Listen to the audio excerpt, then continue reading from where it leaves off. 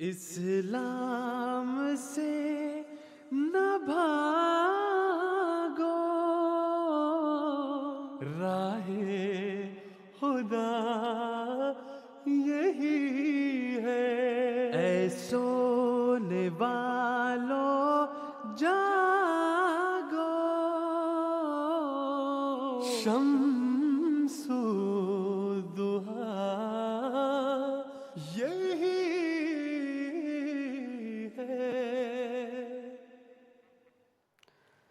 اعوذ باللہ من الشیطان الرجیم، بسم اللہ الرحمن الرحیم۔ السلام علیکم ورحمۃ اللہ وبرکاتہ۔ ناظرین، پروگرام راہ خدا کے ساتھ آپ کی خدمت میں حاضر ہیں۔ ہمارا آج کا پروگرام بھی ہمیشہ کے پروگراموں کی طرح لائیو ہے، انٹریکٹیو ہے۔ اس پروگرام کے دوران اگر آپ کے ذہن میں حضرت مرزا غلام احمد قادیانی علیہ السلام بانی جماعت احمدیہ کے عقائد کے حوالے سے، آپ کے دعوی کے حوالے سے، آپ کی تعلیمات کے حوالے سے، یا بالعموم نظام جماعت کے حوالے سے کوئی بھی سوال آپ کے ذہن میں اٹھے تو دوران پروگرام، جو 1 گھنٹے کا پروگرام انشاءاللہ ہے، پروگرام کے دوران آپ فون کر سکتے ہیں۔ آپ کو سکرین پر نمبر دکھایا جا رہا ہے، یا ٹیکسٹ میسج کر سکتے ہیں۔ اس پروگرام میں براہ راست شامل ہو سکتے ہیں، اپنے سوالات پیش کر سکتے ہیں۔ آپ کے سوالات ہم انشاءاللہ اس پینل میں موجود علماء کی خدمت میں رکھیں گے اور ان کے جوابات جاننے کی کوشش کریں گے۔ آج ہمارے اس پینل میں جو علماء ہمارے ساتھ شامل ہیں، اس میں مکرم و محترم حفیظ اللہ امبروانہ صاحب ہیں، اور اسی طرح مکرم و محترم رحمت اللہ بندیشہ صاحب ہیں۔ آپ دونوں حضرات کو بھی السلام علیکم ورحمۃ اللہ۔ وعلیکم السلام ورحمۃ اللہ۔ ناظرین، 18ویں صدی عیسوی کی جو مذہبی تاریخ ہے، اگر اس کا جائزہ لیا جائے تو یہ معلوم ہوتا ہے کہ اسلام پر ہونے والے حملے خاص طور پر اس صدی میں اپنی شدت اختیار کر چکے تھے۔ ایک طرف تو دیگر مذاہب اسلام پر اپنی برتری کو ثابت کرنے کی کوشش کر رہے تھے، جبکہ دوسری طرف مسلمان بالعموم اپنی تعلیمات کو بھلا بیٹھے تھے۔ خدا تعالیٰ کی صفات کے حوالے سے، خدا تعالیٰ کی وحدانیت کے حوالے سے، حضرت صلی اللہ علیہ وآلہ وسلم کے مقام و مرتبے کے حوالے سے، قرآن کریم کی جو تعلیمات ہیں، قرآن کریم کی تعلیمات پر عمل پیرا ہونے کے حوالے سے وہ بہت دور جا چکے تھے۔ لہٰذا اس زمانے میں یا اس صدی میں حضرت صلی اللہ علیہ وآلہ وسلم کی پیشگوئیوں کے مطابق اور خدا تعالیٰ کے وعدے کے موافق ایک امام مہدی اور مسیح موعود کا ظہور ہوا، جو کہ حضرت مرزا غلام احمد قادیانی علیہ السلام ہیں۔ اور آپ علیہ السلام نے یہ اعلان کیا کہ دیکھ سکتا ہی نہیں میں ذوف دین مصطفیٰ، مجھ کو کر اے میرے سلطان کامیاب و کامگار۔ جب حضرت مسیح موعود علیہ السلام نے یہ حالت دیکھی تو آپ نے اسلام کی برتری کو دنیا میں ثابت کرنے کے لیے مختلف قسم کی کوششوں کا آغاز کیا۔ اس میں جو ایک کوشش آپ علیہ السلام نے کی وہ یہ تھی کہ آپ نے اسلام کی برتری کو ثابت کرنے کے لیے تصنیفات اور تحریرات کا آغاز کیا۔ آپ علیہ السلام نے مسلمانوں کو اسلام کی جو خوبصورت تعلیمات ہیں ان کو مختلف پیرایوں میں سمجھانے کی کوشش کی۔ نہ صرف یہی بلکہ دوسرے جو مذاہب کی کتب ہیں، جو دوسرے مذاہب کی تعلیمات ہیں، اس کا اسلام کی تعلیمات کے ساتھ موازنہ کر کے یہ ثابت کیا کہ اسلام کی تعلیمات برتری والی تعلیمات ہیں، اور اسلام ہی وہ مذہب ہے جو خدا تعالیٰ کی طرف سے ہے، جو تمام دنیا کے لیے حضرت صلی اللہ علیہ وآلہ وسلم کو خاتم النبیین کے طور پر بھجوایا گیا ہے۔ تو حضرت صلی اللہ علیہ وآلہ وسلم کا یہ دعویٰ اور اسلام کی یہ تعلیمات ساری دنیا کے لیے اور تمام زمانوں کے لیے ہیں۔ چنانچہ ہم دیکھتے ہیں کہ جب حضرت مسیح موعود علیہ السلام نے اپنی تصنیفات کا آغاز کیا اور براہین احمدیہ تصنیف فرمائی تو اس تصنیف لطیف کو بہت پذیرائی حاصل ہوئی، اور مختلف علماء نے اس پر ریویو لکھے، اور اس کتاب کی عظمت کو، اس کتاب میں قرآن کریم، خدا تعالیٰ، حضرت صلی اللہ علیہ وآلہ وسلم اور اسلام کی جو تعلیمات کی برتری کو اس کا اظہار کیا کہ واقعی حضرت مسیح موعود علیہ السلام نے اس کتاب کے ذریعے سے ان تمام چیزوں کو دوسرے مذاہب کے اوپر برتری ثابت کی ہے۔ لیکن خدا تعالیٰ کی سنت کے مطابق، جیسے کہ ہمیشہ سے ہوتا آیا ہے کہ خدا تعالیٰ کی طرف سے جب بھی کوئی مبعوث آتا ہے، کوئی رسول آتا ہے، اس پر ایک ایسا زمانہ بھی آتا ہے، اس پر ایک ایسا وقت بھی آتا ہے کہ اس کی تعلیمات کو، اس کے عقائد کو، اس کے جو پیروکار ہیں ان کو محل اعتراض ٹھہرانے کی کوشش کی جاتی ہے۔ اور یہی حال حضرت مسیح موعود علیہ الصلوۃ والسلام بانی جماعت احمدیہ کے ساتھ ہوا، اور آپ کی جو بعد میں آنے والی تحریرات ہیں، جو آپ کی تصنیفات ہیں، جو آپ کے دعوی ہیں، ان کے اوپر اعتراض اٹھانے کی کوشش کی گئی، اور انہی اعتراضات کو اور اس جیسے جو دوسرے ملتے جلتے اعتراضات ہیں جو نہ کہ صرف حضرت مسیح موعود علیہ الصلوۃ والسلام بلکہ حضرت صلی اللہ علیہ وآلہ وسلم اور دوسرے انبیاء پر بھی پڑ سکتے ہیں، انہی کا جائزہ لینے کے لیے، ان کو سمجھنے کے لیے، ان کی حقیقت کو جاننے کے لیے یہ پروگرام آپ کی خدمت میں پیش کیا جاتا ہے۔ تو اس حوالے سے اگر آپ کے ذہن میں کوئی بھی سوال ہو تو سکرین پر دکھائے جانے والے نمبرز پر رابطہ کر کے ضرور اپنا سوال پیش کریں، انشاءاللہ ہم آپ کے سوالات کے جوابات دیں گے۔ تو اسی حوالے سے جو آج کا پہلا سوال ہے وہ میں مکرم و محترم حفیظ اللہ بروانہ صاحب کی خدمت میں رکھنا چاہوں گا کہ حضرت مسیح موعود علیہ الصلوۃ والسلام نے خدا تعالیٰ کی صفات کو ظاہر کیا، خدا تعالیٰ کی صفات کو اجاگر کیا، تو ان صفات میں سے ایک یہ بھی صفت ہے کہ خدا تعالیٰ آج بھی کلام کرتا ہے۔ تو لہٰذا جب حضرت مسیح موعود علیہ الصلوۃ والسلام سے خدا تعالیٰ نے وحی و الہام کے ذریعے سے ہم کلام ہوا، تو اس پر یہ اعتراض اٹھایا جاتا ہے کہ جو قرآن کریم کی آیات آپ پر نازل ہوئیں اس سے آپ علیہ الصلوۃ والسلام نے ان کو اپنے اوپر چسپاں کیا، اور گویا کہ آپ نے قرآن کریم کی توہین کی، حضرت صلی اللہ علیہ وآلہ وسلم کے حوالے سے جو آیات تھیں اپنے اوپر چسپاں کر لیں، اور اس سے قرآن کریم کی توہین ثابت ہوتی ہے۔ تو اس حوالے سے میری گزارش ہوگی کہ اس پر روشنی ڈالیں۔ اعوذ باللہ من الشیطان الرجیم، بسم اللہ الرحمن الرحیم۔ اس اعتراض کے ضمن میں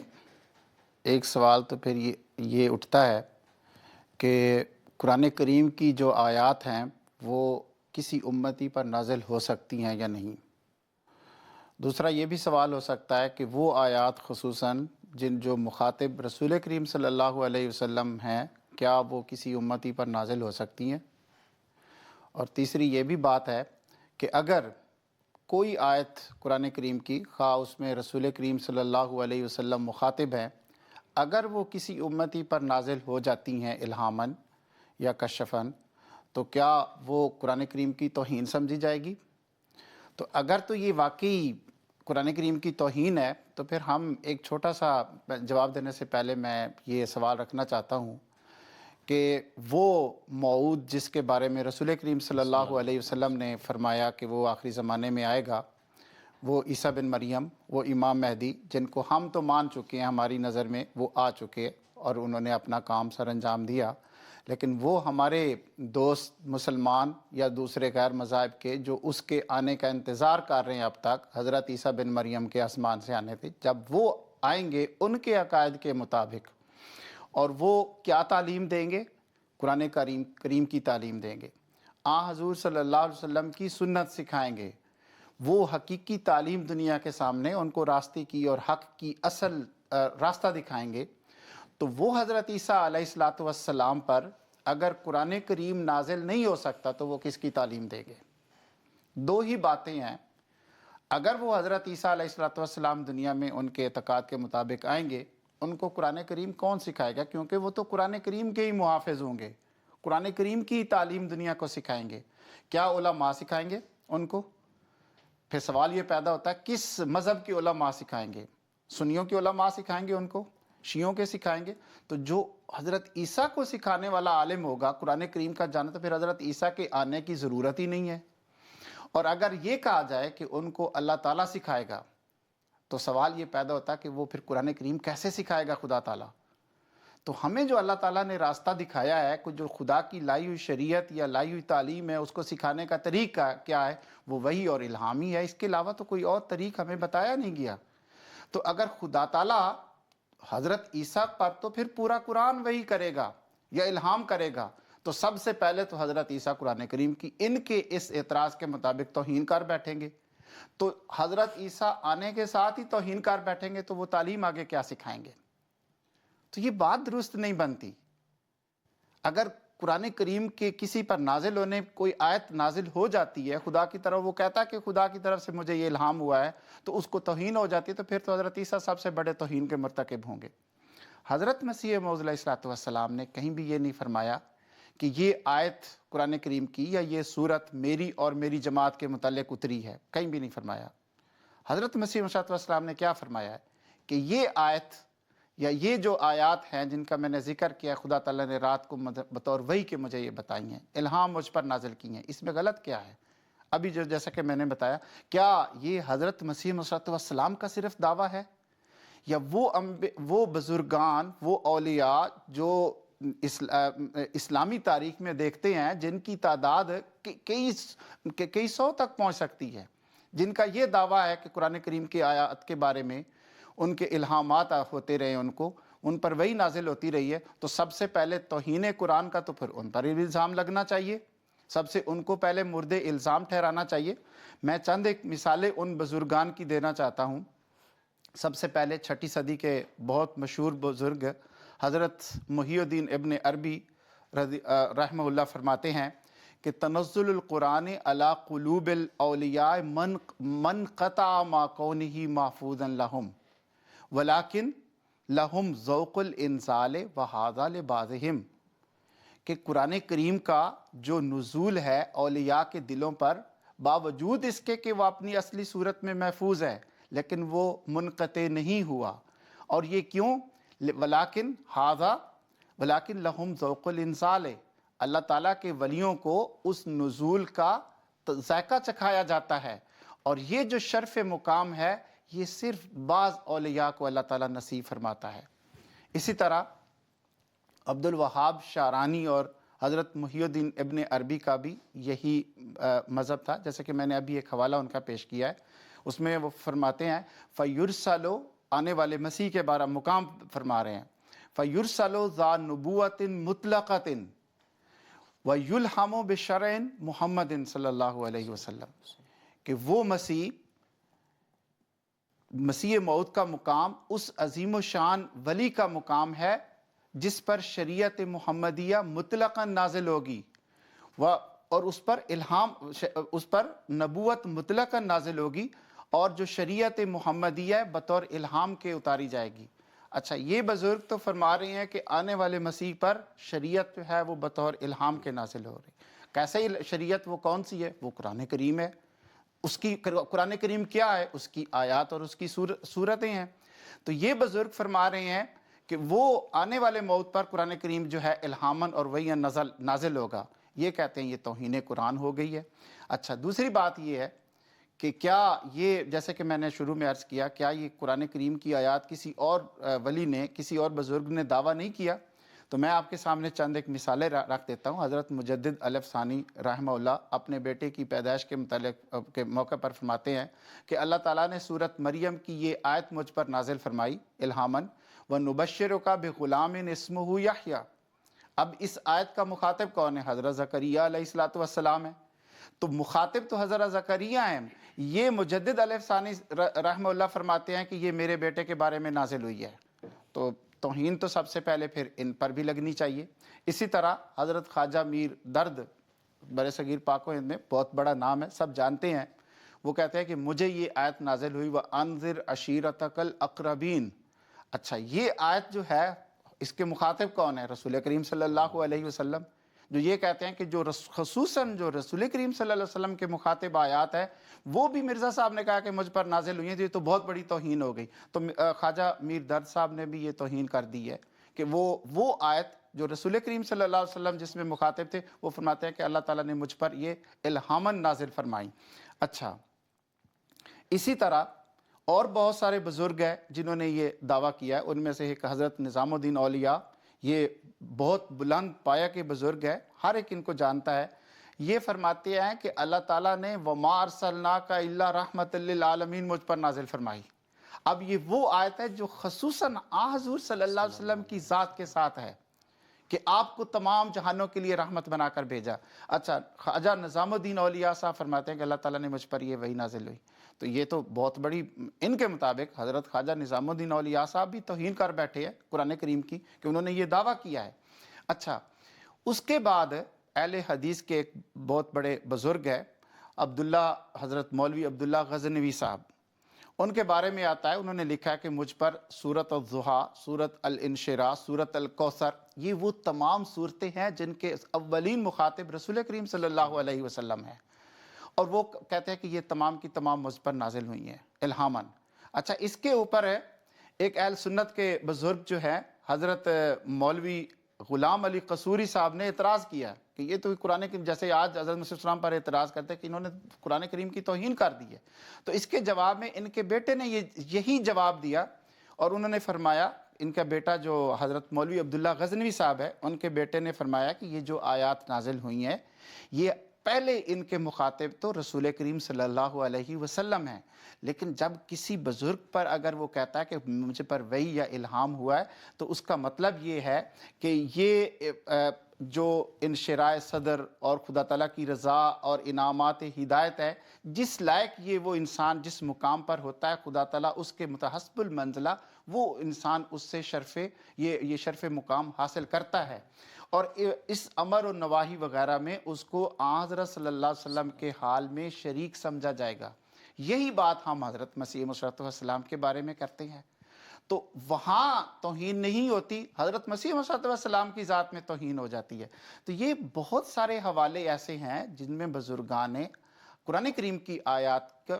اپنے اوپر وحی اور الہام کا دعویٰ کیا ہے، تو اگر تو یہ واقعی توہین ہوتی ہے تو پھر ان تمام بزرگان بشمول اس آنے والے مسیح حضرت عیسیٰ بن مریم کے اوپر یہ سب سے پہلے توہین لگنی چاہیے، تو اگر ان کے اوپر نہیں لگ سکتی تو حضرت مسیح موعود السلام کا صرف یہ کہنا صرف اس کا اوپر توہین، پھر یہ ایمانداری نہیں ہے، ہم اس کو ایمانداری نہیں کہہ سکتے، کیونکہ وہی آیات جب دوسرے بزرگان جو عام ولی ہیں جن کا وہ مرتبہ اور مقام نہیں ہے جو آنے والے امام مہدی اور مسیح موعود صلی اللہ علیہ وسلم کا، کیونکہ امام مہدی کا مقام تو نبی کا مقام بیان کیا گیا ہے ذلی طور پر، تو ایک ایسا صاحب مقام جو شخص ہے ایسے مقام پر پہنچا ہوتا ہے، وہ خدا تعالیٰ سے وحی اور الہام پا کے قرآن کریم کی آیات کا ذکر فرما دیتا ہے، یا ان کے مطالب کہتا ہے کہ اللہ تعالیٰ نے یہ مجھے سکھائے ہیں، تو اس پر یہ الزام لگا دینا کہ اچھا قرآن کریم کی توہین ہوئی ہے، تو پھر سب سے بڑی توہین ان سے پہلے آنے والوں نے کی ہے، اور اگر ان پر توہین ثابت ہوتی ہے تو پھر یہ توہین حضرت مسیح موعود السلام نے بھی فرمائی ہے۔ جزاکم اللہ محافظ صاحب، آپ نے یعنی کہ جو مختلف قسم کے حوالہ جات اور بزرگان کا ذکر کیا ہے، تو ناظرین یہی وہ چیز ہے جس کو ہمیں ہمیشہ مد نظر رکھنا چاہیے، اور یہ انصاف کا تقاضا یہ ہے کہ ہم سوچیں کہ کیا یہ صرف اعتراض بے اعتراض ہے، یا واقعی ہم اس اعتراض کی حقیقت کو سمجھ کر اس کو سمجھنا چاہتے ہیں اور اس کی کنہ تک پہنچنا چاہتے ہیں۔ تو اگر اس حوالے سے دیکھا جائے تو جو ابھی حوالہ جات انہوں نے جیسے محترم حفیظ اللہ صاحب نے پیش کیے ہیں، تو ظاہر یہی ہوتا ہے کہ یہ اسلام کی یا قرآن کریم کی توہین نہیں، بلکہ اس کے بالکل برعکس ہے کہ آج بھی خدا تعالیٰ اپنے جو قریبی ہیں اس کے ساتھ تعلق رکھنے والے ہیں ان کے ساتھ ہم کلام ہوتا ہے۔ تو جزاکم اللہ۔ اگلا سوال میں رحمۃ اللہ صاحب کی خدمت میں رکھنا چاہوں گا۔ جیسے ابھی ذکر ہوا تھا کہ حضرت مسیح موعود علیہ السلام نے تصنیفات کا سلسلے کا آغاز کیا، تو اس حوالے سے جو شروع کی جو تصنیفات ہیں ان کو بڑی پذیرائی ملی، لیکن ساتھ ہی ساتھ جب جیسے ذکر ہوا کہ سنت کے مطابق مخالفت شروع ہو جاتی ہے، تو حضرت مسیح موعود علیہ السلام کی تحریرات پر بھی اعتراض ہونے شروع ہو گئے، اور انہی اعتراضات میں سے ایک اعتراض ہے جو میں وہ حوالہ پڑھ دیتا ہوں۔ وہ ایک حوالہ پیش کر کے کہتے ہیں کہ حضرت مسیح موعود علیہ السلام کی مندرجہ ذیل عبارت پر یہ الزام لگایا جاتا ہے کہ اس میں حدیث کی توہین کی گئی ہے، اور یہ اصول حدیث خود ساختہ ہیں۔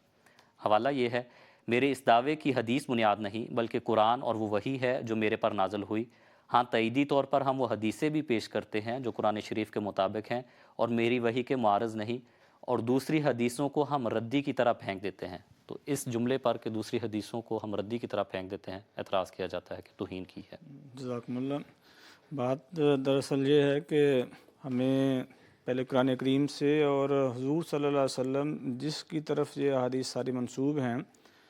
آپ صلی اللہ علیہ وسلم کی طرف سے بیان کردہ تعلیمات کے مطابق یہ سمجھ لینا چاہیے کہ احادیث کو پرکھنے کا طریق کیا ہے۔ قرآن کریم کہتا ہے کہ اللہ تعالیٰ نے سب مومنین کو مخاطب کر کے فرمایا ہے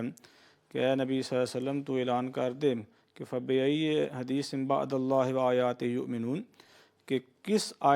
کس حدیث پر اللہ اور اللہ کی آیات کو چھوڑ کر یہ اس کے مخالف یہ ایمان لائیں گے۔ تو یہ بات تو 100% کنفرم ہے کہ کوئی حدیث ایسی ہو نہیں سکتی جو حضور صلی اللہ علیہ وسلم کی طرف سے ہو اور وہ قرآن کریم کی بین آیات کے خلاف ہو۔ مسلمانوں میں بالعموم دو بڑے فرقے معروف ہیں، ایک ہیں اہل سنت جو صحیح ستہ کو معتبر مانتے ہیں، اور یہ ساری ہیں. دوسرے ہیں اہل تشیع. ہر دو فرقوں نے اس بات کو معیار بنایا ہے اور احادیث نبی صلی اللہ علیہ وسلم کو ہی پیش کیا ہے کہ رسول اللہ صلی اللہ علیہ وسلم نے بتایا تھا کہ اگر میری طرف منسوب کوئی بات تم تک پہنچے تو اسے قرآن کریم اور حضور صلی اللہ علیہ وسلم کے عمل پر پیش کیا کرو. مثال کے طور پر حضور صلی اللہ علیہ وسلم نے فرمایا کہ اے لوگو سیأتیکم انی احادیث مختلفہ، کہ تمہارے پاس مختلف نام کے ساتھ، مختلف افعال، اوامر، نواہی کے ساتھ مبنی احادیث پہنچیں گی. تو فرمایا کہ جو فما جاءکم موافقا لکتاب اللہ ولسنتی، جو کتاب اللہ اور حضور صلی اللہ علیہ وسلم کی پریکٹس کے ساتھ موافقت رکھتی ہو حدیث وہ پہنچے، وہ میری طرف سے ہے. لیکن فرمایا کہ جو مخالفاً لکتاب اللہ ہوگی، جو خدا تعالیٰ کی کتاب کے خلاف ہوگی اور میری سنت کے برخلاف ہوگی، وہ میری طرف سے نہیں ہے، اس کو چھوڑ دینا ہے. اس طرح شیعہ کتب احادیث میں بھی لکھا ہے کہ حضور صلی اللہ علیہ وسلم نے اور اس طرح دیگر تمام ائمہ نے فرمایا کہ آپ صلی اللہ علیہ وسلم نے فرمایا ہے کہ اذا جاءکم منا حدیث، جب ہماری طرف سے تمہارے پاس کوئی حدیث آئے، فاعرضوہ علی کتاب اللہ، تو اسے کتاب اللہ پر پیش کرو. فما وافقہ، جو اس کے کتاب اللہ کے موافق ہوگی، فخذوہ، اس کو پکڑ لو، اس پر عمل کرو. فما خالفہ، اور جو کتاب اللہ کے مخالف احادیث ہوں گی، فاترکوہ، ان کو چھوڑ دو. تو یہ تو اللہ کے رسول صلی اللہ علیہ وسلم نے ہمیں خود ہدایت کی ہے کہ جو کتاب، جو حدیث، جو قول، جو فعل میری طرف سے تمہارے پاس پہنچے اسے قرآن کریم پر پیش کرنا ہے. اور یہ آج پہلی دفعہ مسیح موعود علیہ السلام نہیں ہیں جنہوں نے اس بات کو بیان کیا ہے. دیکھیں حیات نبی صلی اللہ علیہ وسلم میں بھی حضور کی ہدایت پر عمل ہوتا تھا. ایک حدیث میں لکھا ہے کہ حضور صلی اللہ علیہ وسلم کی طرف یہ بات منسوب کر کے بیان کی گئی کہ ان المیت لیعذب ببقاء اہلہ، کہ میت کو جب اس کے گھر والے اس پر روتے ہیں تو اس بنا پر اس کو سزا دی جاتی ہے. یہ روایت حضرت عائشہ رضی اللہ تعالیٰ عنہ کے سامنے پیش ہوئی تو حضرت عائشہ نے اس کو قبول کرنے سے لفظاً انکار کر دیا. میں جہاں تو اس سے پہلے اور بعد میں کچھ بیان کیا گیا ہے جو راوی کو محفوظ نہیں اس کے ذہن میں رہا، جہاں پھر کچھ اور ہے. وجہ یہ ہے کہ قرآن کریم کہتا ہے لا تازر وازرۃ وزر اخری، کہ ایک نفس کا بوجھ کوئی دوسرا بوجھ نہیں اٹھا سکتا. تو میں حضور صلی اللہ علیہ وسلم نے فرمایا کہ اگر کوئی فوت ہونے والا فوت ہونے سے پہلے لوگوں کو منتخب کر کے بیان کر دے کہ میں فوت ہوں، آپ نے بین ڈالنا ہے، آپ نے رونا ہے، تو پھر تو ظاہر ہے کہ اس کا فعل ہے، ورنہ نہیں. بلکہ بعض احادیث میں جہاں تک لکھا ہے، حضرت عائشہ رضی اللہ تعالیٰ عنہ کے سامنے حضرت ابو ہریرہ کی ایک روایت بیان ہوئی. حضرت ابو ہریرہ نے کہا کہ میں نے حضور سے سنا ہے کہ حضور نے میں 3 چیزوں میں نحوست ہے، عورت، گھر اور سواری. فرمایا کہ یہ بات درست نہیں ہے، آپ نے پوری بات نہیں سنی. میں حضور صلی اللہ علیہ وسلم فرمایا کہ اسلام سے پہلے لوگ یہ تصور کرتے تھے کہ ان 3 چیزوں میں نحوست ہے، حالانکہ ان میں نحوست نہیں ہے. تو جس طرح کے یہ اعتراض پیش کر رہے ہیں دوست، یہ اصل وہی بالکل کیفیت ہے کہ جہاں چند الفاظ کو تو پکڑ لیا ہے لیکن اس سے ماقبل حضور کی کیا تشریح کر ہے اس کو چھوڑ دیا گیا ہے. دیکھیں نا، اگر کوئی کہے جی نہیں تو ہم نے تو پورا ایک اقتباس پیش کر دیا ہے. میں آپ کے سامنے قرآن کریم کی ایک آیت پیش کرتا ہوں. اللہ تعالیٰ فرماتا ہے فویل للمصلین. تو اگر ہم اس کو پوری صورت کو نہیں پڑھیں گے، صرف اتنے ٹکڑے کو پڑھ لیں تو کیا مطلب ہوگا کہ نماز پڑھنے والوں پر ہلاکت ہے. کوئی کہے میں نے تو پوری آیت پیش کی ہے. نہیں بھائی، جب تک اس کا سیاق و سباق، جب مجموعی طور پر تعلیمات جو قرآن کریم میں بیان ہوئی ہیں ان کو سامنے نہیں رکھیں گے سمجھ نہیں آئے گی. اسی لیے قرآن کریم نے بطور اصول سورہ آل عمران کے آغاز میں فرما دیا ہے کہ قرآن کریم کی آیات جتنی بھی ہیں ٹوٹل 2 قسم بڑے حصے ہیں. میں ایک حصہ محکمات کا ہے جن پر بعض جگہ قرآن کریم کی تفصیل بیان ہوئی ہوتی ہے. میں دوسری جگہ متشابہات جہاں کچھ تفصیل بیان کر کے دیگر مضامین کی طرف اشارہ ہوتا ہے. تو جہاں بھی حضرت مسیح موعود علیہ السلام کے عمل کو جب دیکھتے ہیں، یہ حوالہ جو آپ نے پیش کیا ہے یہ اعجاز احمدی کا ہے. ہوا یہ ہے کہ حضرت مسیح موعود علیہ السلام کی حیات میں مد ایک جگہ تھی، وہاں مباحثہ ہوا جس میں مسیح موعود علیہ السلام کے ایک صحابی سید سرور شاہ صاحب حضور کی نمائندگی میں گئے. دوسری طرف سے مولوی ثناء اللہ امرتسری صاحب تھے. انہوں نے وہاں پہ متفرق کتابوں کے نام بیان کر دیے کہ ان میں تو آنے والے امام مہدی اور مسیح موعود کی فلاں فلاں فلاں علامت بیان ہوئی ہے جو لفظاً پوری نہیں ہوئی. تو حضور نے وہ بیان کی. فرمایا کہ اگر جتنی کتابیں کو جو نام لے رہے ہیں، اگرچہ انہوں نے نہ ان کے آباء و اجداد نے جو کتابیں ساری پڑھی ہوں گی، اگر میں ان احادیث کو دیکھ لیں تو جو ان میں آنے والے امام مہدی اور مسیح موعود کی علامات بیان ہوئی ہیں یہ آپس میں اس قدر متضاد ہیں کہ کبھی آپس میں ان کی تطبیق نہیں کی جا سکتی. بھائی ایک طرف کہتے ہیں کہ امام مہدی اور جو آنے والا عیسیٰ ہے وہ صحیح مسلم کی حدیث میں ہے کہ دمشق کے منارے میں ایک شرقی منارہ ہے، اس پر نازل ہوگا، اس کے ساتھ نازل ہوگا. میں ایک حدیث میں لکھا ہے جبل عفیق پر امام مہدی عیسیٰ علیہ السلام نازل ہوں گے. میں ایک روایت میں لکھا ہے کہ آنے والا امام مہدی جو ہے وہ بیت المقدس میں نازل ہوگا. میں ایک روایت میں لکھا ہے کہ مسلمانوں کے لشکر میں نازل ہوگا. تو یہ تو کیسے آپ ان کی تطبیق کر سکتے ہیں؟ بات یہ ہے کہ اگر صرف اور صرف احادیث کو لے لیا جائے اور قرآن کریم کو معیار اصل نہ بنایا جائے تو میں کہ دیکھیں نا سب سے بنیادی حکم اسلام کا پریکٹیکل ہے نماز. حضور نے مثال دی میں کہ نماز دیکھیں مسلمان کتنے فرقوں میں منقسم ہیں. کوئی رفع دین کا قائل ہے، کوئی میں کہ ہاتھ سینے پہ باندھتا ہے، کوئی نیچے باندھتا ہے، کوئی کہتا ہے کہ نہیں ہاتھ کھلے رکھنے چاہیے، کوئی کہتا ہے نہیں ہاتھ بند کر کے نماز پڑھنی چاہیے. میں نماز پہ ہی ان کے آپس میں اتنے اختلافات ہیں. اگر ساری کی ساری احادیث 100% درست ہیں تو اختلاف نہیں ہو سکتا تھا. اس لیے حکم ہے یہ حضور صلی اللہ علیہ وسلم کی طرف سے کہ آنے والا امام مہدی حکم عدل ہوگا. تو حکم عدل کیا ہے؟ جس نے فیصلہ کرنا کون سی روایات درست ہیں کون سی نہیں. تو حضرت مسیح موعود علیہ السلام نے اس بارے میں ایک بنیادی فیصلہ کیا ہے. حضرت مسیح موعود علیہ السلام نے فرمایا کہ جو حدیث قرآن کریم کے معارض اور مخالف پڑے اور کوئی راہ تطبیق کی پیدا نہ ہو اس کو رد کر دو. تو یہ تو حضور نے بنیادی اصول بیان کر دیا. جس کتاب کا حوالہ جو دیا گیا ہے اعجاز احمدی کا اور یہ صفحہ نمبر 140 کا حوالہ ہے، اس سے ایک صفحہ پہلے حضور نے اسی بارے میں فرمایا ہے. فرمایا ہم یہ نہیں کہتے کہ تمام حدیثوں کو ردی کی طرح پھینک دو، بلکہ ہم کہتے ہیں ان میں سے وہ قبول کرو جو قرآن کے منافی و معارض نہ ہو تاکہ ہلاک نہ ہو جاؤ. تو جب حضور کہتے ہیں نا کہ احادیث کو ردی کی طرح پھینک دو تو یہ والی احادیث نہیں، کون سی ہوں گی؟ جو قرآن کریم کے مخالف ہیں. تو ظاہر ہے کہ حضور صلی اللہ علیہ وسلم کی طرف منسوب قول جو ہے، دیکھیں اگر ساری کی ساری روایات درست ہی ہیں تو پھر علماء جو شارحین احادیث گزرے ہیں سارا کا سارا اسماء و رجال کا علم ہے، سارا کا سارا ضرورت ہی کوئی نہیں تھی. جو بات حضور کی طرف منسوب کریں 100% ماننی پڑے گی. تو یہ ہمارا صرف کہنا نہیں ہے، بلکہ ایک جگہ تو مسیح موعود علیہ السلام نے جہاں تک لکھا ہے ہمارا کہ جو بھی حکم آئے گا، چلے کل کو ان کا ہی آ جاتا ہے، عیسیٰ علیہ السلام فرض کے نازل ہو جاتے ہیں تو وہ آ کے کچھ حدیث کو درست بنائے گا. فرض کے عیسیٰ علیہ السلام دمشق میں جو منارہ ہے وہاں پہ نازل ہو جاتے ہیں. تو جو باقی حدیث ہیں کہ وہ جبل عفیق پر نازل ہوگا، بیت المقدس میں نازل ہوگا، مسلمانوں کے لشکر میں تین حدیث 3-4 کو تو مختلف چھوڑ دیا نا. فرمایا امام مہدی کے بارے میں ایک روایت میں لکھا ہے امام حسن کی اولاد ہے، ایک میں لکھا ہے امام حسین کی اولاد ہے، کسی میں لکھا ہے کہ وہ ابن عباس کی اولاد میں سے ہوگا، میں بخاری شریف میں لکھا ہے کہ وہ اہل فارس میں سے ہوگا.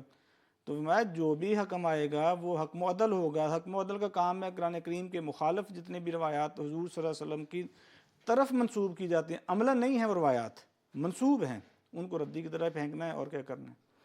جزاکم اللہ. آپ نے اس کا یعنی کہ مختلف پہلوؤں سے اور خاص طور پر جو اعتراض کا ایک حصہ یہ بھی تھا کہ یہ خود ساختہ اصول ہے، تو اس پر بھی آپ نے روشنی ڈال دی ہے کہ یہ رسول نے بیان کیا خود اصول. بالکل خود ساختہ اصول نہیں ہے، بلکہ اللہ کے رسول نے یہ بیان کیا ہے، صحابہ نے اس کو اس طرح سے دیکھا ہے، اس کو وہ سمجھے ہیں اور آگے انہوں نے اس چیز کو پہنچایا، اور حضرت مسیح موعود علیہ السلام نے بھی اسی اصول کو قائم کیا ہے اور بلکہ اس کے مطابق اس کو زیادہ بہتر طریقے پر ہمارے سامنے پیش کیا تاکہ ہم کھول کر بیان کر دیا ہمارے لیے. جزاکم اللہ. اگلا سوال حفیظ اللہ صاحب کی خدمت میں رکھنا چاہوں گا کہ حضرت مسیح موعود علیہ السلام نے جیسے ذکر ہوا تھا کہ دیگر مذاہب جو اسلام پر اپنی برتری کو ثابت کرنے کی کوشش کر رہے تھے ان کی کتابوں سے ان کی تعلیمات کے مطابق ادھر سے چیزیں لے کے اسلام کی برتری کو ان پر ثابت کیا. تو اعتراض اس پر یہ اٹھایا جاتا ہے کہ آپ علیہ السلام نے پہلے ہندوؤں اور عیسائیوں کے جو بزرگ ہیں ان کو گالیاں دیں، ان کے خلاف اس طرح کی زبان استعمال کی، تو پھر انہوں نے حضرت صلی اللہ علیہ وآلہ وسلم کے خلاف نازیبا الفاظ استعمال کیے. تو اس حوالے سے میری گزارش ہوگی کہ اس پر روشنی ڈالیں. دیکھیں یہ ایک خلاف واقعہ اعتراض ہے. تاریخ میں یہ کوئی مشکل بات نہیں ہے، اور افسوس یہ ہے کہ یہ اعتراض کرتے وقت حضرت مسیح صلی اللہ علیہ وسلم کی دشمنی میں دیکھیں کہ یہ کہاں سے کہاں پہنچ جاتے ہیں. اب بات کیا، حضرت مسیح صلی اللہ علیہ وسلم نے اگر کسی مذہب کے ماننے والوں کے خلاف سخت الفاظ استعمال کیے تو کیوں کیے ہیں؟ حضور صلی اللہ علیہ وسلم کی محبت میں، حضور صلی اللہ علیہ وسلم کی عزت کے دفاع میں، قرآن کریم کے دفاع میں، اسلام کے دفاع میں۔ تو یہ کہتے ہیں کہ چونکہ انہوں نے اسلام کا دفاع کیا ہے، رسول کریم صلی اللہ علیہ وسلم کی جو اس پر آپ کی ذات پر اعتراضات کیے گئے ان کا دفاع کیا، لہٰذا وہ دوسروں کو ناراض کر بیٹھے ہیں۔ عجیب یہ قسم کا اعتراض ہے۔ اور پھر جو یہ اعتراض ہے کہ حضرت مسیح علیہ السلام نے چونکہ ان کے بزرگوں کو اور ان کو سخت زبان استعمال کی ہے یا سب و شتم کیا ہے، اس وجہ سے انہوں نے حضور صلی اللہ علیہ وسلم پر حملہ کیا یا قرآن کریم اور اسلام پر حملہ کیا، یہ بات درست نہیں ہے۔ حضرت مسیح علیہ السلام نے کئی جگہوں پہ یہ ذکر فرمایا ہے، اور تاریخ سے بھی یہ دیکھا جا سکتا ہے کہ آغاز کس کی طرف سے ہوا ہے۔ آغاز دوسری طرف سے ہوا ہے۔ عیسائیوں نے یا ہندوؤں نے یا دوسرے مذاہب کے ماننے والوں نے اسلام پر اعتراضات کیے ہیں، اسلام پر حملے کیے ہیں، قرآن کریم پر حملے کیے ہیں۔ ان کے بچے رسول کریم صلی اللہ علیہ وسلم کی ذات پر اور آپ کو ہنسی اور ٹھٹا کا اور مذاق بناتے تھے، اور ایک لمبا عرصہ تک یہ ایسا سلسلہ چلتا رہا۔ حضرت مسیح علیہ السلام نے کہیں فرمایا کہ 13 سال تک ہم صبر کرتے رہے ہیں کہ رسول کریم صلی اللہ علیہ وسلم کی ذات پر وہ اس طرح کے حملے کر رہے تھے۔ اور یہ جب حضرت مسیح علیہ السلام کے زمانے میں بھی جب یہ اعتراض اٹھا تو حضور نے فرمایا کہ بعض سمجھتے ہیں کہ میں نے اپنی تحریرات میں گویا کہ نعوذ باللہ ان کو گالیاں دی ہیں، سب و شتم کیا ہے، تو حضور نے فرمایا کہ یہ بالکل غلط خیال ہے۔ میں نے وہی بات بتائی ہے جو حقائق ہے، جو ان کی کتابوں میں موجود ہے۔ جب اس قدر حضرت مسیح علیہ السلام نے فرمایا کہ جب اعتراضات اس حد تک بڑھ گئے اور رسول کریم صلی اللہ علیہ وسلم کی ذات پر اعتراضات اور حملے کرنے لگے، تو حضرت مسیح علیہ السلام نے کیا کیا ہے؟ حضرت مسیح علیہ السلام نے کیا ہندو اور کیا عیسائی اور کیا دیگر مذاہب کے انہی کی کتابوں میں سے انہی کے دین، انہی کے مذہب کے مطابق ان کو اصلیت، ان کو آئینہ دکھایا ہے کہ تم رسول کریم صلی اللہ علیہ وسلم پر اعتراض کرتے ہو، تمہارے ماننے والے، تمہارے بزرگ، تمہاری دین کے مطابق ان کا یہ مقام تھا، ان کے یہ حالات تھے۔ تو حضرت مسیح علیہ السلام نے اپنے پاس سے تو کچھ نہیں فرمایا، ان کی تعلیم کو، عیسائیوں کو بائبل کے ساتھ مورد الزام ٹھہرایا۔ ان کی بائبل کے مطابق ان کے یسوع کی جو تصویر کھینچی گئی ہے، انہوں نے حضرت مسیح علیہ السلام نے وہ ان کے سامنے رکھی۔ ہندوؤں کے جو بانی ہیں، ان کی جو مقدس کتابیں ہیں، ان سے حوالے نکال کے ان کے سامنے رکھے کہ آپ کیا اعتراض حضرت بانی اسلام پر کرتے ہیں، ذرا اپنے گھروں کی طرف جھانکیں، اپنے اندر دیکھیں کہ آپ کی تعلیم کے مطابق آپ کے معززین کیا تھے۔ تو حضرت مسیح علیہ السلام نے یہ الزامی جوابات دیے ہیں۔ ان کو کہنا کہ یہ حضور نے اس طریق سے حملہ کیا ہے اور اس وجہ سے انہوں نے حضور صلی اللہ علیہ وسلم پر حملہ کر دیا کہ یہ وجہ بنی، یہ بالکل درست بات نہیں ہے۔ دوسری بات یہ ہے کہ سخت زبانی کیا منع ہے کسی کے بارے میں اس طرح جو حقائق پر مبنی ہو، جو حقیقت پر مبنی ہو۔ تو پھر تو قرآن کریم کو جب ہم دیکھتے ہیں، قرآن کریم کے اندر بھی سخت الفاظ استعمال کیے ہیں۔ اللہ تعالیٰ قرآن کریم میں فرماتا ہے انکم وما تعبدون من دون اللہ حسب جہنم۔ اللہ تعالیٰ کفار کے بارے میں فرماتا ہے کہ جو تم اور جس کی تم عبادت کر رہے ہو وہ جہنم کا ایندھن ہے۔ یہ پھر فرمایا انتم شر البریہ، کہ تمام بدتر مخلوق جو دنیا میں ہے اس سے بدترین تم ہو۔ اس سے زیادہ سخت الفاظ اور کیا ہو سکتے ہیں؟ تو پھر تو قرآن کریم پر بھی نعوذ باللہ اعتراض اٹھتا ہے کہ قرآن کریم نے کے اندر تو اس طرح بہت ہی سخت زبانی دوسرے مذاہب کو راضی کرنا تھا، نہ کہ ان کو ناراض کرنا تھا۔ تو کیا کفار یہ باتیں سن کر کیا وہ خوش ہوتے ہوں گے؟ اسی طرح اس سے تھوڑا سا دور چلے جاتے ہیں، حضرت عیسیٰ علیہ السلام کے بارے میں جو سب سے زیادہ حضرت عیسیٰ علیہ السلام نے جو زبان کی تلوار چلائی ہے، کسی نبی نے نہیں چلائی۔ آپ نے یہودیوں کے فقیوں اور ان کے فریسیوں کے بارے میں فرمایا یہ سور اور بندر ہیں۔ اس کے علاوہ ولد الحرام کا لفظ استعمال کیا ہے، اور جو ان کے ایک معزز کیا وہ ہیرو دوست تھے، ان کو لومڑی کا خطاب دیا، اور انتہائی دل آزار اور سخت الفاظ استعمال کیے ہیں۔ اور یہاں تک کہ ان سخت الفاظ کی وجہ سے حضرت عیسیٰ علیہ السلام کو مار بھی کھانا پڑی، آپ کے منہ پر تمانچہ مارا گیا۔ اسی طرح حضرت یحییٰ کے بارے میں بھی آتا ہے کہ انہوں نے بھی یہودیوں کے خلاف سخت الفاظ استعمال کیے ہیں۔ اچھا، حضور صلی اللہ علیہ وسلم کے آ جاتے ہیں۔ آپ نے جب اسلام کی تبلیغ کی اور اللہ تعالیٰ نے آپ پر شریعت نازل فرمائی، تو یہ جب قرآن کریم میں یہ شریعت کے الفاظ اترے، شر البریہ اور اسی طرح پلید، نجس، یہ مکہ کے قریب نہ جائیں، تو یہ جب اس طرح کے الفاظ آئے تو وہ کفار کا جو وفد ہے، ہم سب جانتے ہیں کہ وہ آپ کے دادا عبد المطلب کے پاس، آپ کے چچا ابو طالب کے پاس آئے اور ان کے سامنے یہ رکھا کہ ہمارے بتوں کو یہ برا بھلا کہتے ہیں، ان کو کہیں کہ اس سے باز آ جائے۔ تو رسول کریم صلی اللہ علیہ وسلم کے پاس اس وقت کیا طاقت تھی؟ بظاہر انسانی طاقت تو نہیں تھی، لیکن رسول کریم صلی اللہ علیہ وسلم نے کیا فرمایا کہ جو کچھ میں کہہ رہا ہوں یہ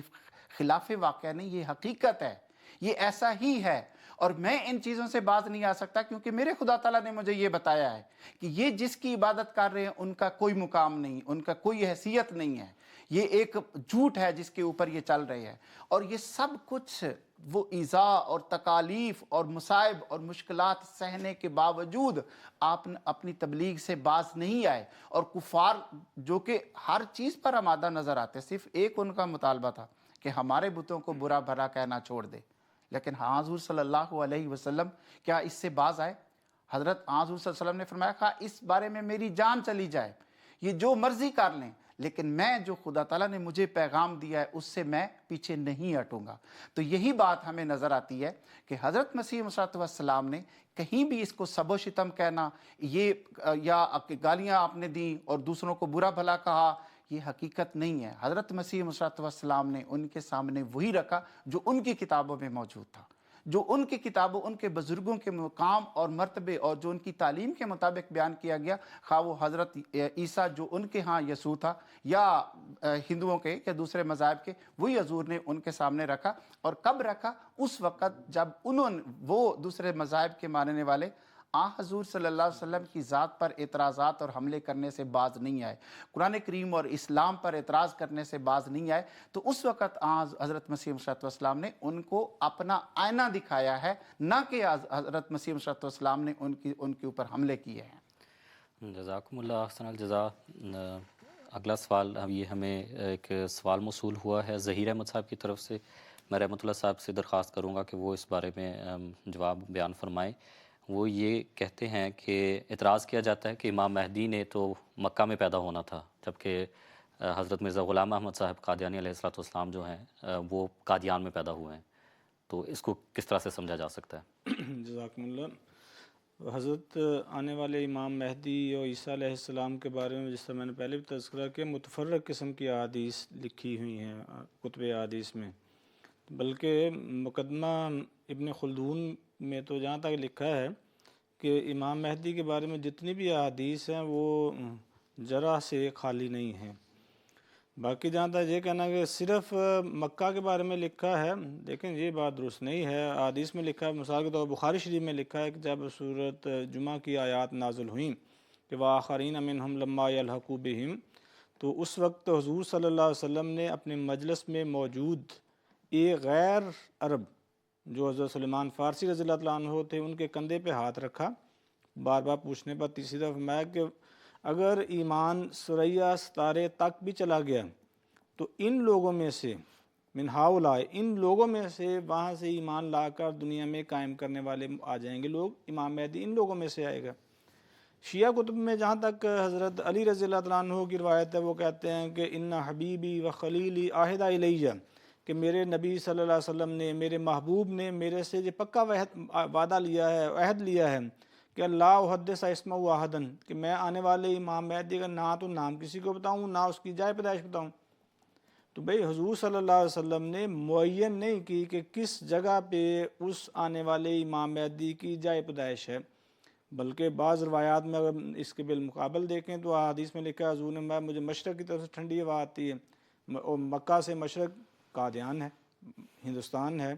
تو حضور صلی اللہ علیہ وسلم نے نہ تو کوئی معین جائے پیدائش بتائی ہے، نہ حضور صلی اللہ علیہ وسلم نے آنے والے امام مہدی کا نام معین کوئی نام نہیں بتایا، صفات بتلائی ہیں، اور وہی صفات جو ہیں آنے والے امام مہدی میں پوری ہو رہی ہیں۔ جہاں تک دوسرا حصہ ہے اس سوال کا، دیکھیں ہمارے نزدیک تو امام مہدی اور عیسیٰ علیہ السلام الگ وجود ہے ہی نہیں۔ ابن ماجہ میں حدیث معروف ہے کہ حضرت رسول اللہ صلی اللہ علیہ وسلم مائل المہدی و عیسیٰ، کہ امام مہدی اور عیسیٰ ایک ہی وجود ہیں۔ اور آنے والے عیسیٰ علیہ السلام کے بارے میں نے پہلے بتا دیا کہ بعض روایات میں لکھا ہے کہ دمشق کے مشرقی مینارے پر نازل ہوگا۔ بعض روایات میں لکھا ہے کہ آنے والا امام مہدی جو ہے وہ مسلمانوں کے لشکر میں اترے گا، بعض میں لکھا ہے کہ جبل عفیق پر آئے گا، کسی میں لکھا ہے کہ بیت المقدس میں نازل ہوگا۔ تو یہ ساری کی ساری صفاتی طور پر ان کو اکٹھا یکجا کیا جا سکتا ہے قرآن کریم کی روشنی میں، ورنہ معین جگہ کا نام، معین ڈیٹ آف برتھ یہ حضور صلی اللہ علیہ وسلم نے نہیں بتائی۔ ٹھیک ہے، جزاکم اللہ۔ تو اس حوالے سے ظہیر صاحب امید ہے کہ آپ کو آپ کے سوال کا جواب مل گیا ہوگا۔ اگلا سوال جو ہے وہ میں حفیظ اللہ صاحب کی خدمت میں رکھنا چاہوں گا۔ یہ سوال حضرت مسیح موعود علیہ السلام نے جو جماعت تیار فرمائی خدا تعالیٰ کے حکم کے مطابق، حضرت صلی اللہ علیہ وسلم کی پیشگوئیوں کے مطابق، تو اس پر اعتراض کیا جاتا ہے کہ حضرت مسیح موعود علیہ السلام نے اپنی تحریرات میں اپنی جماعت کی مذمت کی ہے۔ تو آپ علیہ السلام کے آنے کا اثر کیا ہوا،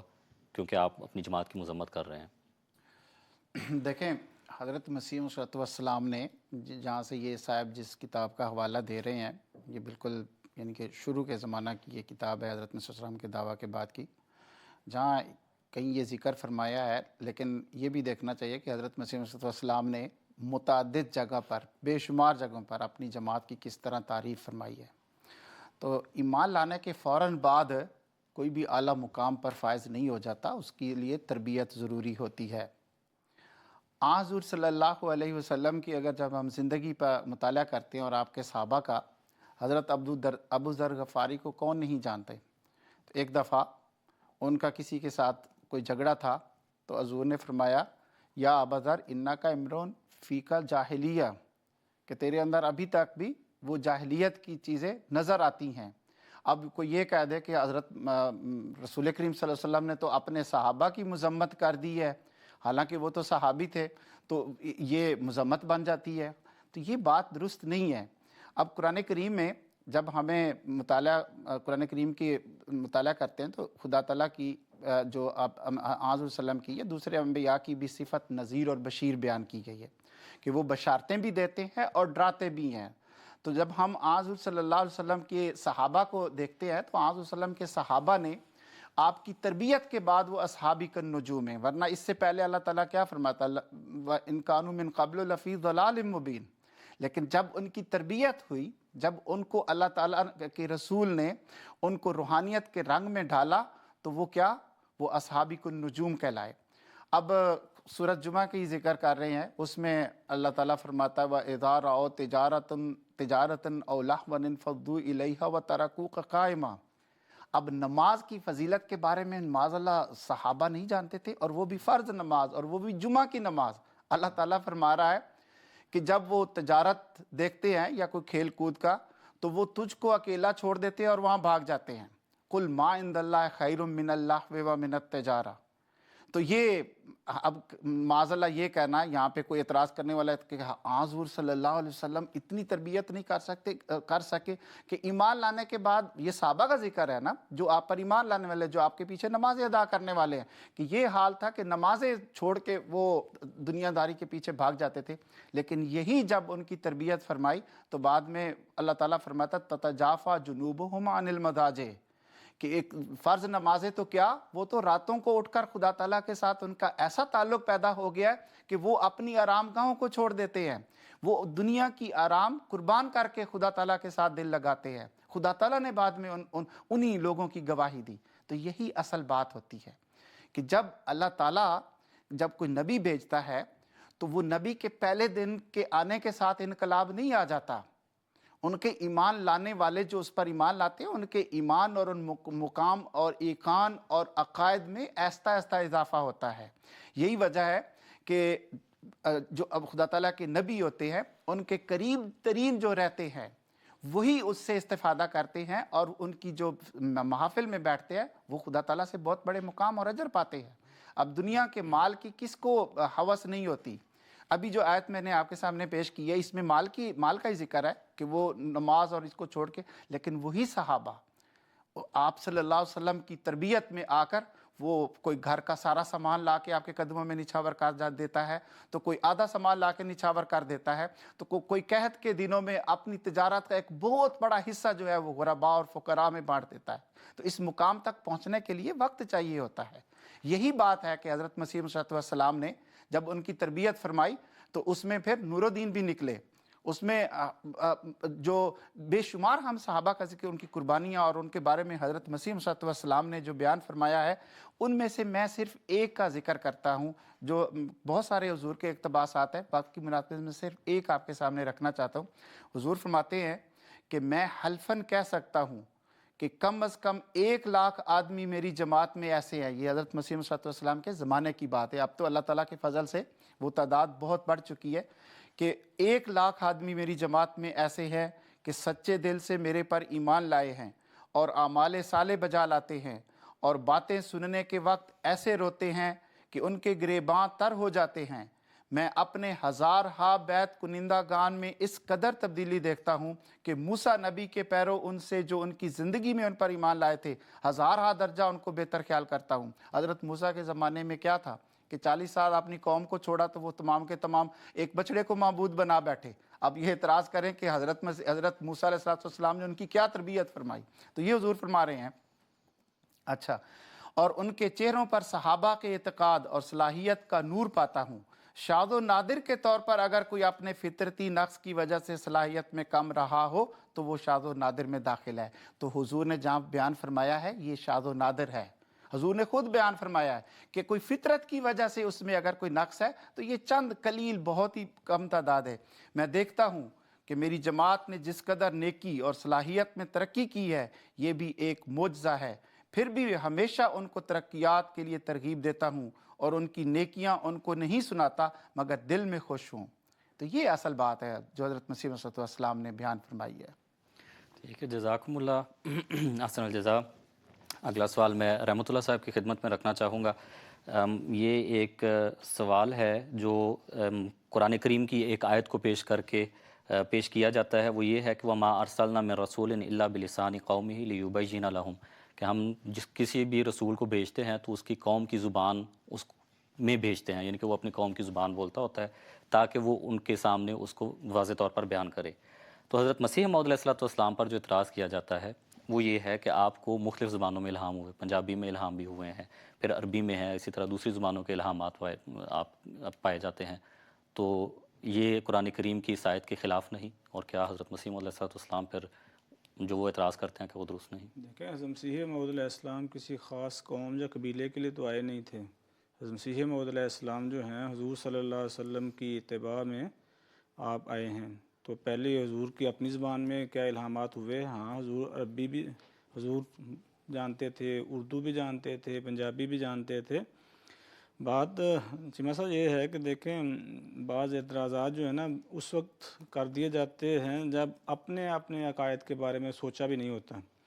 دیکھیں، سارے جو ہمارے مخالفین ہیں، آج کل ایک نیا چھوٹا سا فرقہ پیدا ہوا جن کے بقول عیسیٰ نازل نہیں ہوں گے، باقی سب کے خیال میں تو عیسیٰ نے آنا ہے نا آسمان سے۔ تو جس وقت عیسیٰ علیہ السلام آسمان پر گئے تھے تو وہ تو عبرانی ہے، بعض کہتے ہیں یونانی میں باتیں کرتے تھے، تو آج عیسیٰ علیہ السلام بالفرض آ جاتے ہیں واپس، تو وہ کیا کریں گے؟ عبرانی میں بولیں گے، یونانی میں بولیں گے، جہاں وہ اگر وہ عربی سیکھیں گے نہیں، عربی آئے گی نہیں ان کو، تو پھر کیسے وہ بات کر سکتے ہیں؟ بھائی، جو آنے والا امام مہدی ہے، جو آنے والا موعود مسیح ہے، اس کو تو اللہ تعالیٰ کے رسول صلی اللہ علیہ وسلم کی اقتداء میں مختلف قسم کے الہامات ہونے تھے۔ دوسرا، جہاں پہ ارسلنا کا ہے، ماضی کا سیکھا ہے کہ سابقہ جو گروہ آئے ہیں انبیاء کا، وہ کیونکہ ایک قوم کی طرف آتے تھے، ایک قبیلے کی طرف آتے تھے، تو اس لیے وہ جس قوم یا قبیلے کی طرف آتے تھے اس قوم یا قبیلے کی زبان لازمی طور پر بولتے تھے، محدود نہیں تھا۔ ورنہ تو قرآن کریم میں اللہ تعالیٰ کہتا ہے کہ ہم نے حضرت سلیمان علیہ السلام کو منطق الطیر، پرندوں کی زبان سکھائی ہے۔ تو بھئی حضرت سلیمان انسانوں کی طرف کیا مبعوث ہوئے تھے یا نہیں ہوئے تھے؟ تو پھر ایک تو ہوگی ان کو انسانوں والی زبان آتی ہوگی، کتنی قسم کے پرندے تھے ان کو سب کی زبان ان کو آتی تھی، اور کتنی قسم کے پرندے تھے جو ان کی طرف الہام ہوتا تھا۔ تو آنے والے امام مہدی کے بارے میں، آنے والے مسیح موعود کے بارے میں اگر تو وہ عبرانی و یونانی بولے گا تو پھر مسلمانوں کو فائدہ کوئی نہیں، کیونکہ سارا اسلام کا ماخذ قرآن حدیث وغیرہ جو ہیں وہ تو عربی میں ہیں۔ تو جہاں تو وہ کسی مولوی سے عربی سیکھ لے گا تو تب بھی پھر درست نہ ہوا بقول ان کے، جہاں اللہ تعالیٰ سکھلا دے گا تو پھر نعوذ باللہ کہ اللہ تعالیٰ کے آپس میں آیات جو ہیں ان میں مخالفت واقع ہوگی۔ نہیں تو یہ اعتراض صرف اعتراض برائے اعتراض ہے، ورنہ حضرت مسیح موعود علیہ السلام اردو جانتے تھے، اردو میں الہامات ہوئے، آپ عربی جانتے تھے، آپ کو عربی میں الہامات ہوئے، آپ پنجابی جانتے تھے، آپ کو پنجابی میں الہامات ہوئے۔ خدا تعالیٰ نے اپنی قدرت کو دکھلانے کے لیے، بتانے کے لیے کہ میں قادر ہوں، آپ کو ان الفاظ میں بھی الہام کیا ہے جن کو بظاہر آپ اس موقع پر نہیں جانتے تھے، لیکن وہ جب حضور نے پیش کیا کہ یہ مجھے بتایا گیا ہے، صحابہ نے بتایا کہ ہاں اس کا یہ مطلب ہے، تو پتہ لگا کہ خدا تعالیٰ قادر ہے۔ تو خدا تعالیٰ قدرت دکھلانے کے لیے دیگر زبانوں میں بھی الہامات ہو سکتے ہیں، ورنہ تو روایات میں جہاں تک لکھا ہے کہ حضرت رسول اللہ صلی اللہ علیہ وسلم کی طرف بھی ایک ہوا تھا الہام، این مشت خاک را گر نہ بخشم چے کنم، فارسی میں حضور بھی بعض فارسی کے الفاظ بول لیتے تھے، تو کوئی یہ قابل اعتراض بات ہے ہی نہیں۔ جزاکم اللہ، بہت شکریہ۔ ابھی ہمارے ساتھ ایک کالر ہیں لائن پہ، ان سے بات کر لیتے ہیں۔ السلام علیکم ورحمۃ اللہ۔ السلام علیکم۔ جی السلام علیکم ورحمۃ اللہ۔ وعلیکم السلام ورحمۃ اللہ۔ جی جی، آپ کی آواز آ رہی ہے، آپ سوال پیش کریں۔ جی میرا نام خالدہ رانا ہے، اور دوسری بات میں اللہ کا بہت شکر ادا کرتی ہوں کہ میں جو بہت عرصہ میں بیمار رہی ہوں اور اللہ نے شفا دی، اور آج میں پھر رائے ہدا میں شامل ہو رہی ہوں۔ تو جی میں دائل اللہ ہوں، تو وہ آج کل مجھے ایک سوال بہت پوچھا جا رہا ہے کہ آپ بتائیں کہ حضرت مسیح موعود کو کیسے پتہ چلا، جن کو ہم آمین جی آپ کہتے ہیں، ان کو پتہ کیسے چلا؟ کیا کوئی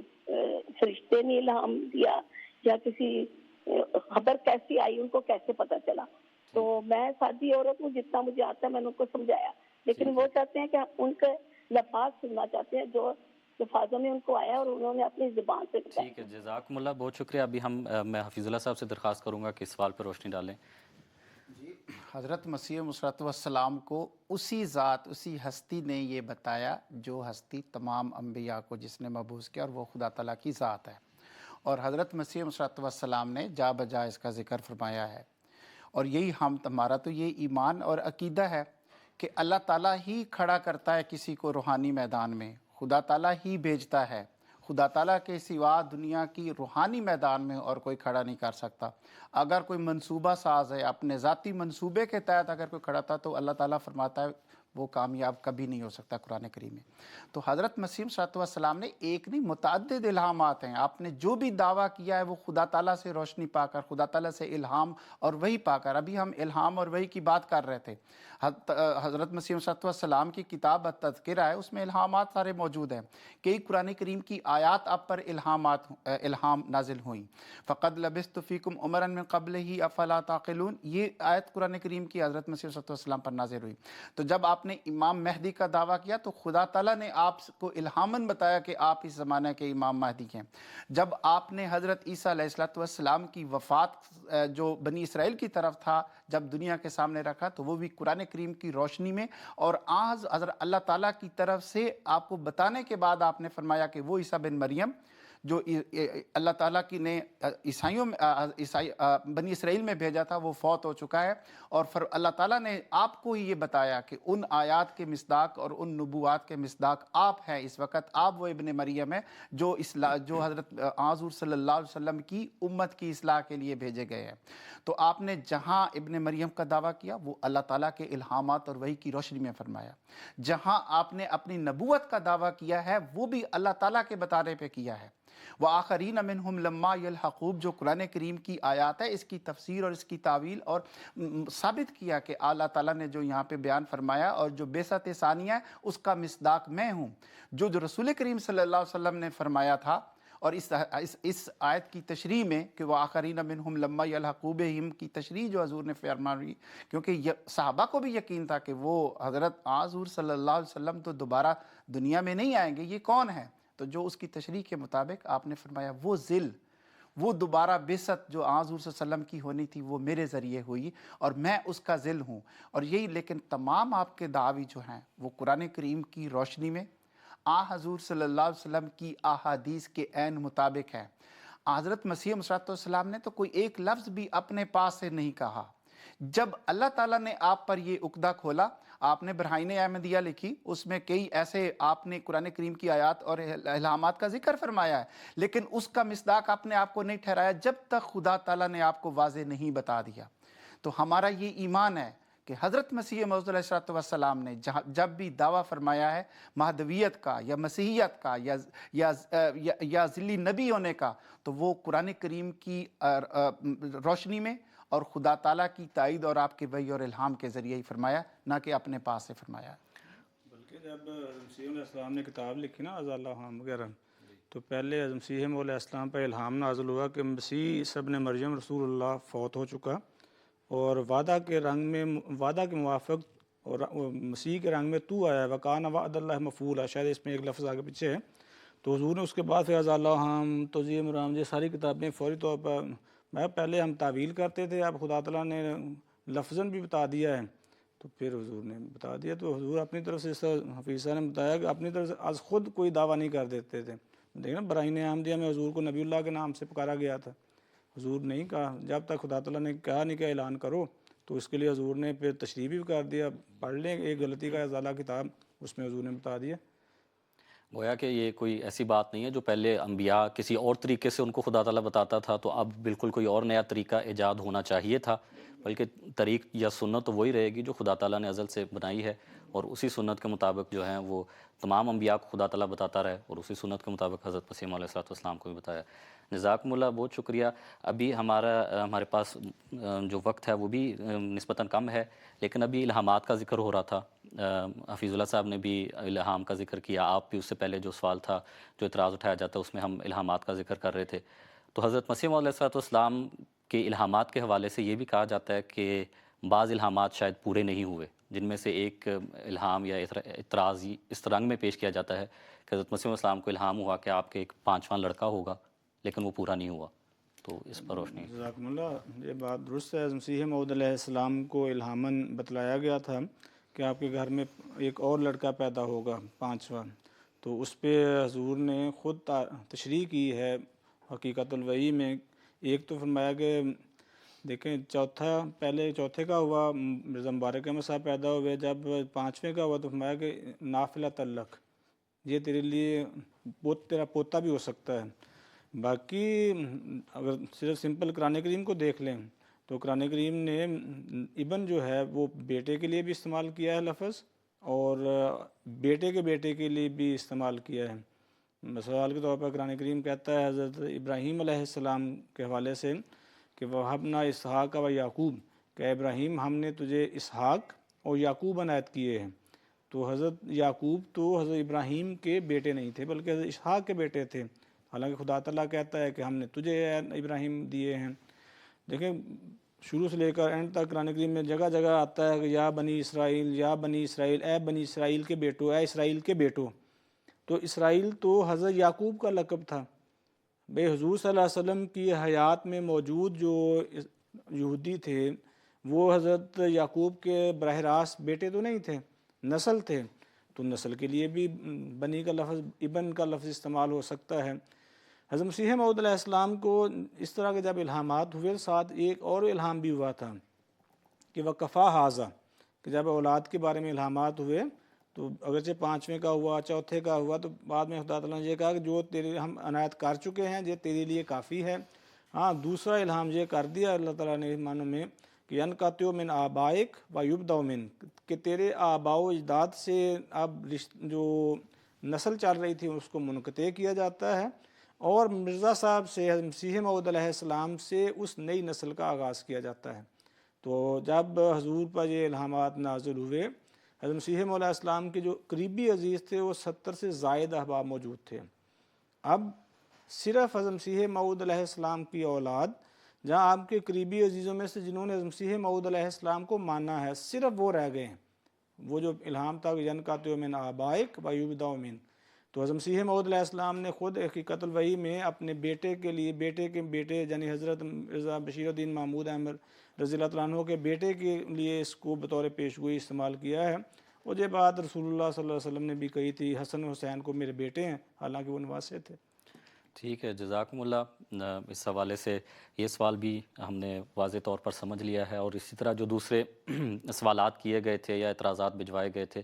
ان کو بھی ہم نے کوشش کی ہے کہ علماء کی خدمت میں رکھ سکیں، ان سے اس کے تسلی بخش جوابات حاصل کر سکیں۔ تو اسی طرح اور بھی مزید سوالات ہمیں موصول ہوئے ہیں جن کو ہم بڑی معذرت کے ساتھ آج اس پروگرام میں شامل نہیں کر سکے. بعض سوالات تو ایسے ہیں جن کے بارے میں ہم گفتگو کر چکے ہیں, ان کے جوابات دیے جا چکے ہیں, لیکن انشاءاللہ آئندہ پروگرام میں کوشش کریں گے کہ ان سوالات کو بھی, اور اگر کوئی ہفتے کے دوران, چونکہ اب آپ نے پروگرام سنا ہے, جیسے ابھی کچھ سوالات آپ نے بھجوائے ہیں, ساتھ ساتھ ہم ان کو شامل بھی کرتے رہے ہیں, تو دوران ہفتہ بھی اگر کوئی سوالات اس قسم کے آپ کے ذہن میں آتے ہیں تو آپ ضرور بھجوائیں. ہم انشاءاللہ ان کو بھی اگلے پروگرام میں شامل کرنے کی کوشش کریں گے. تو انشاءاللہ اگلے ہفتے ہم دوبارہ آپ کی خدمت میں راہ خدا کے پروگرام کے ساتھ حاضر ہوں گے. تب تک کے لیے اجازت دیجیے. السلام علیکم ورحمۃ اللہ وبرکاتہ.